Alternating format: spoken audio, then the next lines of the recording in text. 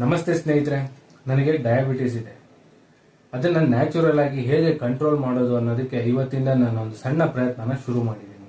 ನಾನು ಬೆಳಿಗ್ಗೆಯಿಂದ ಏನೇನು ತಿಂದೆ, ನನ್ನ ಶುಗರ್ ಲೆವೆಲ್ ಎಷ್ಟಿತ್ತು, ನನ್ನ ದಿನ ಹೇಗಿತ್ತು ಅನ್ನೋದನ್ನ ಈ ವಿಡಿಯೋ ಮೂಲಕ ನಿಮ್ಮ ಜೊತೆ ಹಂಚ್ಕೋತಾ ಇದ್ದೀನಿ. ಇದರಿಂದ ನಿಮಗೂ ಏನಾದರೂ ಒಳ್ಳೆ ಇನ್ಫಾರ್ಮೇಶನ್ ಸಿಗ್ಬೋದು ಅನ್ನೋದು ನನ್ನ ಉದ್ದೇಶ. ಈ ವಿಡಿಯೋನ ದಯವಿಟ್ಟು ಕೊನೆ ತನಕ ನೋಡಿ ಅಂತ ಕೇಳ್ತಾ ಈ ವಿಡಿಯೋನ ಶುರು ಮಾಡ್ತಾ ಇದ್ದೀನಿ. ಬೆಳಗ್ಗೆ ಎದ್ದ ತಕ್ಷಣ ಒಂದು ಗ್ಲಾಸ್ ಮೆಂತ್ಯ ನೀರು ಕುಡಿದೆ.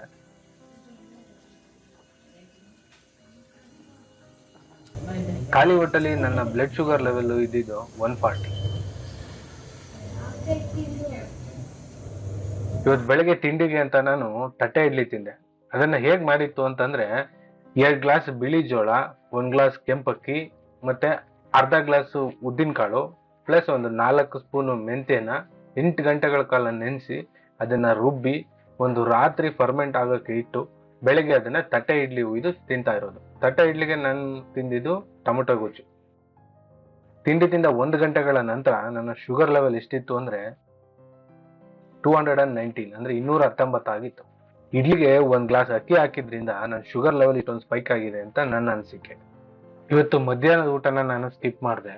ಮತ್ತೆ ರಾತ್ರಿ ಊಟಕ್ಕೆ ಮುಂಚೆ ನನ್ನ ಶುಗರ್ ಲೆವೆಲ್ 125 ಇತ್ತು. ಮತ್ತೆ ರಾತ್ರಿ ಊಟಕ್ಕೆ ಬನ್ಸಿರವೆ ಉಪ್ಪಿಟ್ಟು ಜೊತೆ ಮೊಸರು ಹಾಕೊಂಡು ಚಂದ ತಿಂದೆ.